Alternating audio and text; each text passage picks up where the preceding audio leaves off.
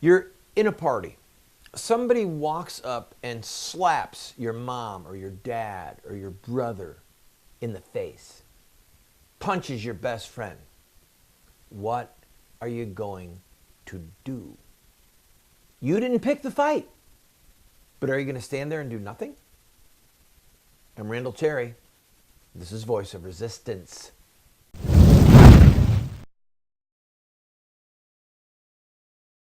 Happy New Year, friend. I hope that you had a safe New Year's holiday. It is also the 9th day of Christmas. Happy 9th day of Christmas to you. All right, so in our fictitious scenario, you're in a party, you're at a restaurant, wherever, and somebody comes up and hits your mom, or hits your dad, hits your sibling, hits your spouse. What are you going to do at that moment? Now, I trust that you would do something that was equal to your strength. All right? If you're a little old lady, you're going to yell, "Help!"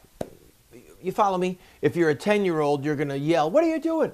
If you're a man in your 30s, 40s, 50s, and you have the physical ability to intervene, you're going to do it. If the fists are flying, you're going to jump in and you're either going to restrain someone or you're going to pop them. You're going to jump in. You're going to get in the fight. You didn't pick the fight, but you are going to be a part of ending it. Or you're going to walk away bloody. Okay, we tell that to our 4 boys all the time. We don't want you to get in a fight. But if somebody picks on one of you, you all better be in that fight fast. You all better come away injured or victorious. Stick together. Okay, that's what we teach them. So, you're Jesus now. Actually, that's a bad illustration. Jesus goes to the temple, and the money changers are defiling the temple of God. They're making a mockery of God's holy temple. Jesus didn't pick the fight. They picked the fight. So what did Jesus do? He sat down, and he fashioned a whip. He made a whip with his own bare hands. Now, he's thinking while he's making this whip. Probably plotting his course of action, maybe looking around. Which table is he going to go after first? Pick the weak link. I mean, I don't know. There's no record in the gospel of what Jesus was thinking, but he was thinking something. The bad guys in that scenario picked the fight. You have made my Father's house a den of thieves. They picked the fight.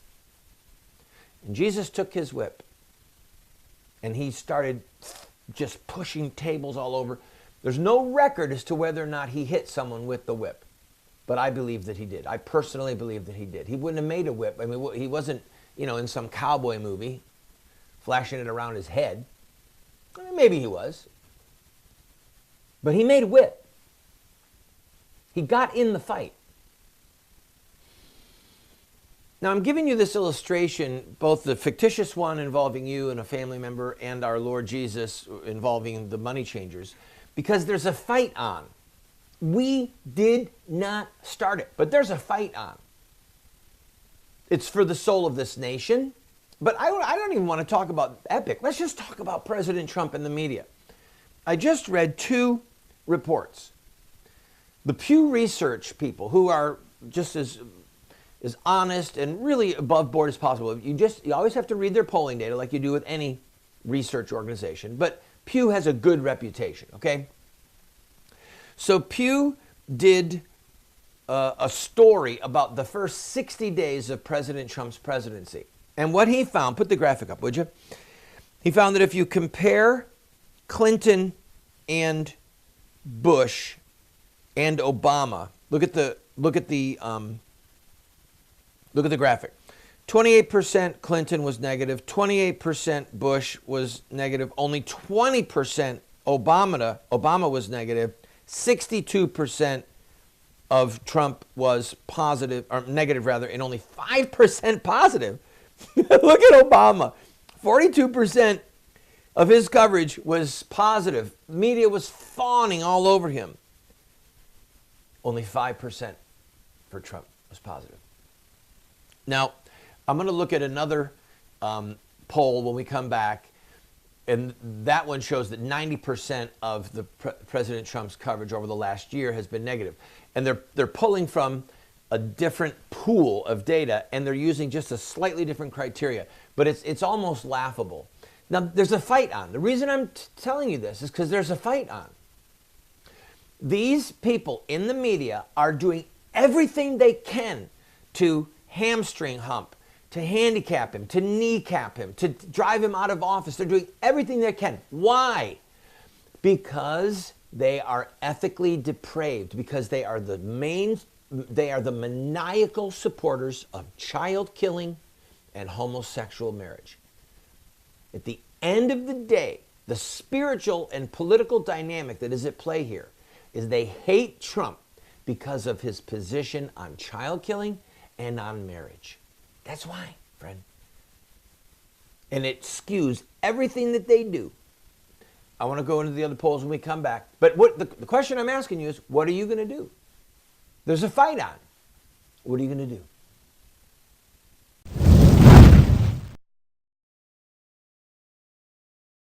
Today, many so-called Christian intellectuals believe that the God of evolution used billions of years of death and destruction to evolve the bodies of the first human beings.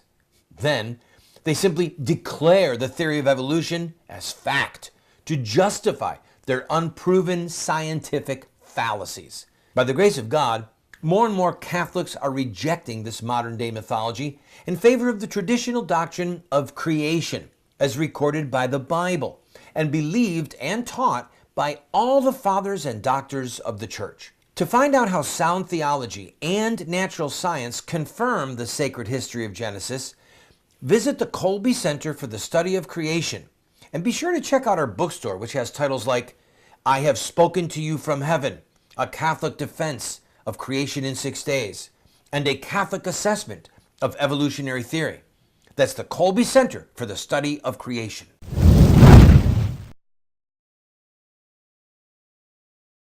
Do you realize that during the election that President Trump as a candidate was the only Republican candidate in a field of allegedly pro-life Republicans?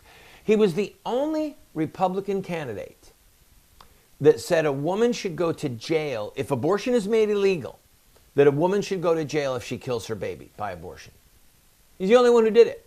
And that's the right position, by the way. That is the correct position. Or whatever. There has to be some impact against anyone who participates in the murder of a baby. It's murder. It's a criminal act. So there are pro-lifers right now trying to soft sell the pro-life message. Well, if abortion was made illegal, we should have some kind of law against the abortionists, the back alley abortionists, but not against the women. No, they're a second victim. No, they're not. If they know that they are pregnant with a human being and they go someplace to have their own flesh and blood killed, you really going to say that there's not going to be anything? Not a fine? Not an arrest? Not a misdemeanor? Nothing? It's absurd on its face.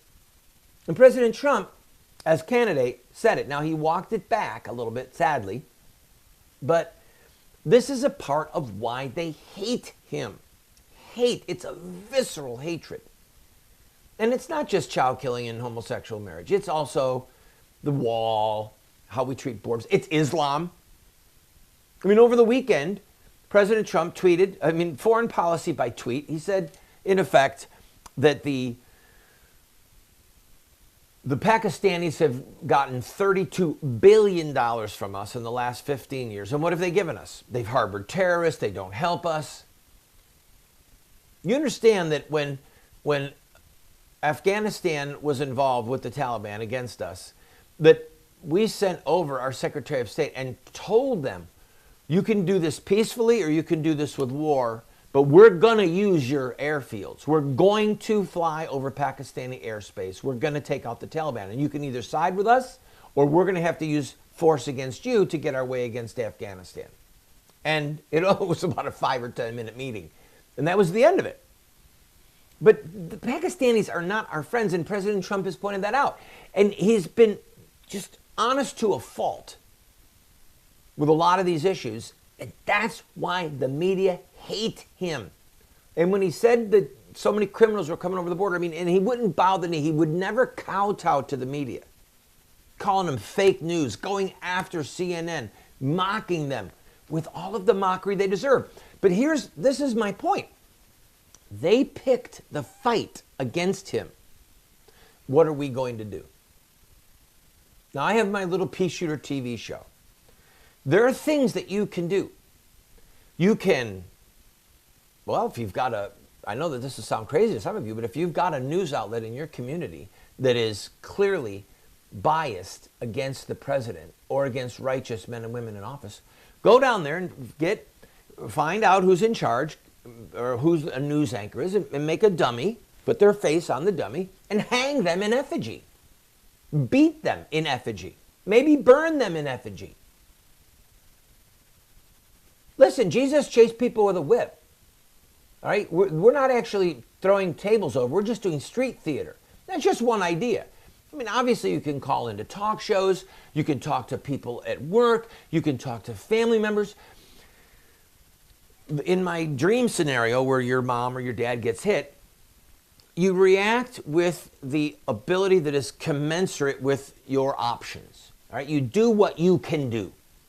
If you don't have a TV show, then you can't react on a TV show, but you can react. When a discussion comes up at work or at church or any number of places, you can say, no, the media are a bunch of jackals. They're a bunch of hyenas. They're blood-sucking hyenas.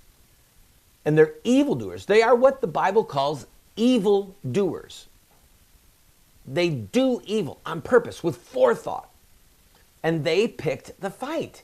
So it is our obligation to stand with people in our family, right? It's our obligation to stand with God, as Jesus did with the temple. And when you've got the media going out of their way to destroy a duly elected president because of the media's ethical, or I should say unethical, their unethical commitment to evil, their passionate commitment to evil, it is our duty. It's not an option. It's our duty to get in the fight and throw whatever punches we can, or scream our lungs out in any way that we can, or lift up our voice in any way that we can. Because if we don't, the Trump reprieve is going to come and go, and the jackals are still going to be the ones howling and baying for blood. And then we're going to continue our spiral into hell. Remember, we got a reprieve under President Reagan, and it was short-lived. And we're in way worse shape now than we were when President Reagan was elected. And if we don't turn this thing around, we're going to be way worse after Trump is done. Hear me, friend. Ask yourself right now, I've got to take a break. What can you do? There's a fight on. What can you do?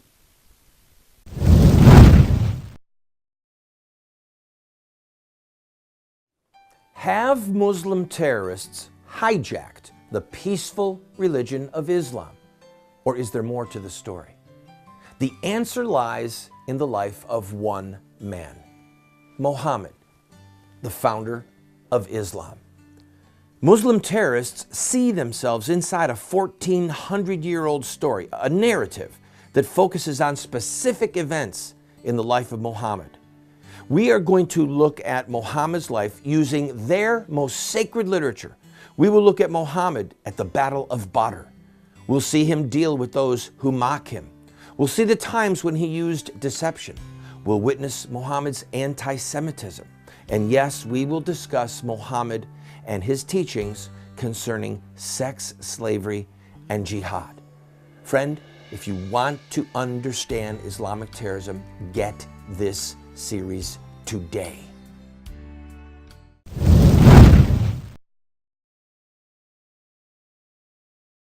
Off the air, one of the staff said, hey, what about the Never Trumpers? So I want to just reach out for one brief second to you Never Trumpers and say, get over it.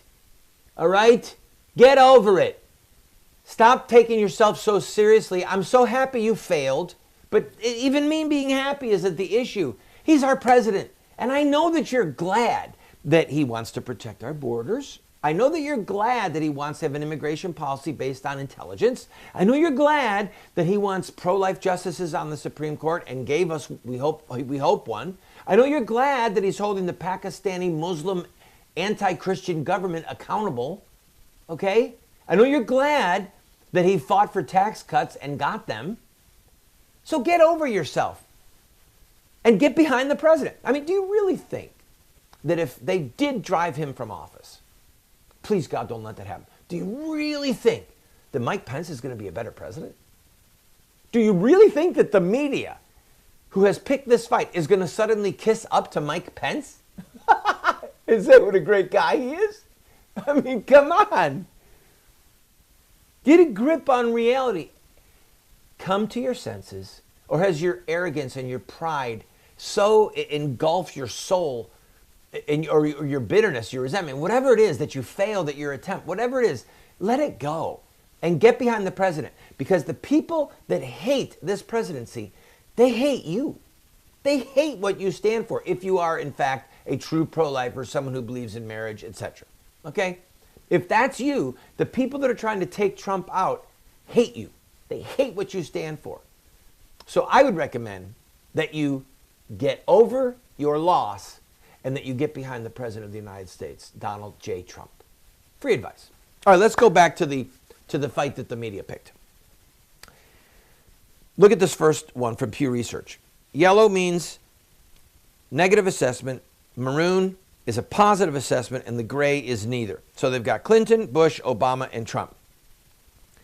Now, the way their mode of determining was if you had one negative comment and one positive comment in a story, then it's the gray, it's neither. If you had two positives and only one negative, that's considered a positive story, and vice versa. Two negatives and one positive would equal a negative story. So this is the first 60 days of the presidency, and this is all media, all television media, okay? That includes Fox. So if you look at Trump, 62% was negative, only 5% positive. That's amazing. Now, 62% negative is actually a lower number than the media research folks came up with. And 33% was even. Put up the other graphic, if you would. All right. This graphic focuses only on ABC, CBS, and NBC. That's why this is worse, because with the first one that the Pew Research people did, Fox News would have driven the numbers in Trump's favor just a little bit, because Trump tends to carry news about President Trump in a little bit more positive fashion. The way they do their research is if the person who is either covering the story, analyzing the story, or the guest that they bring on, if they say something positive about the president, that's counted as a positive. If they're speaking negatively about the president, that's considered a negative. So ABC, CBS, and NBC, 10-1 against this president. Nothing like this has ever been seen. Nothing like it has ever been seen. And it's because the upper echelon of the media elite at ABC, CBS, and NBC, these are, if you do a poll of who they are, these are people who overall do not go to church regularly. They deny the 10 Commandments. They believe in murdering babies. They believe in a debauched sexual ethic. They believe that Islam is a religion of peace and that Christianity and its ethics are a threat. That's who's covering the news. That's who's picked the fight. And we need to fight back in whatever way that we can. I only wish I lived in New York City. I only wish I lived in New York City. I would make life a living hell for some of these reporters and these anchors. I know where 30 Rockefeller Center is. I know where to go to make their lives miserable. At least put the fear of the voting electorate and the fear of the viewers in them. And then when I say make their life a living hell, I mean within the parameters of the First Amendment, okay? I'll be right back. Don't go away.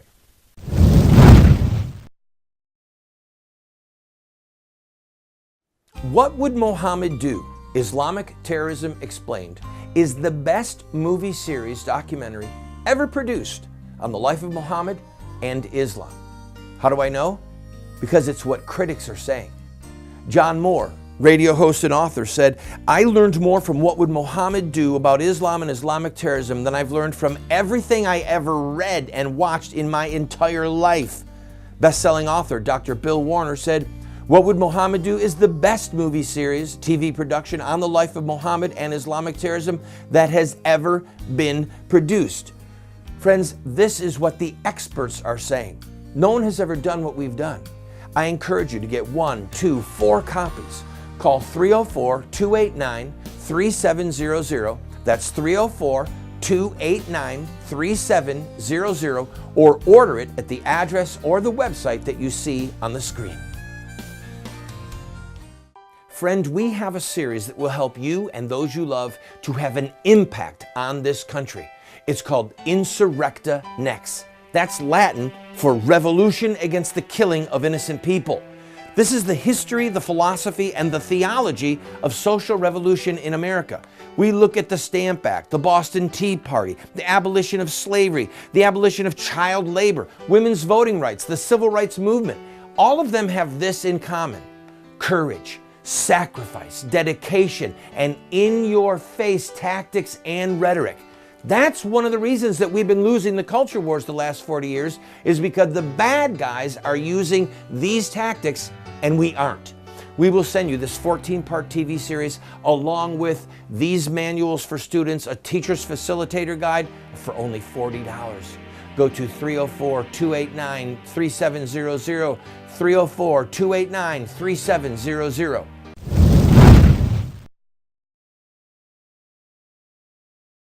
I want to use this last moment to talk about one other finding in the Pew poll, and I'll come back to this because it's such great stuff. The share of Republicans who hold negative views on the effect of colleges and universities on the country has grown significantly since 2015. 58% now say that college has a negative impact. I know somebody who has 3 adult children, and 2 of their adult children completely lost their faith and lost their way ethically when they went to college. The one who did not go to college is serving the Lord. Now, I'm not saying that that's why, but look around you. Look at the people that you know who had children that they tried to raise in the faith, tried to be devout, whatever the devout is, Catholic, evangelical, Protestant, whatever. And then look at how many of them go off to college and then leave with fill in the blank. Fill in the blank. They went with faith and they left with oftentimes something very negative happening in their lives. And worse yet, they're in most of our major universities. Billy Bob here went to a film school up in the Chicago area. He said it was one constant stream of politically correct bullcrap. They're feeding these kids socialism, hedonism, secularism, a steady diet of the mockery of all things holy. And then we wonder why our children lose their faith. And this poll shows a major shift with Republicans. Now, 73%, 7 out of 10 Democrats still say that college is the greatest thing going. You got to have a college degree. And so these kids are coming out of school. Never mind the debt that they're saddled with. Never mind the fact that they graduate from a certain school with a certain degree and they can't get a job in that field. Okay? Forgetting all of that. Republicans are starting to wake up that there's an ethical problem with a lot of our Ivy League schools, with a lot of our state universities. I've seen it up close and personal, friends. I've seen it with family members. I know of what I speak. So we'll come back to that. But for those of you with children that are coming of college age, there are options. There's trade schools. There's online education. You can get great degrees from the house, okay? And then, oh, look, you don't have to go to a school where there's somebody who's offering you drugs or a long list of other substandard human behaviors. I've got to go. I'll talk to you soon. Happy New Year. Go to our website, by the way. You got a lot of stuff there you're going to love.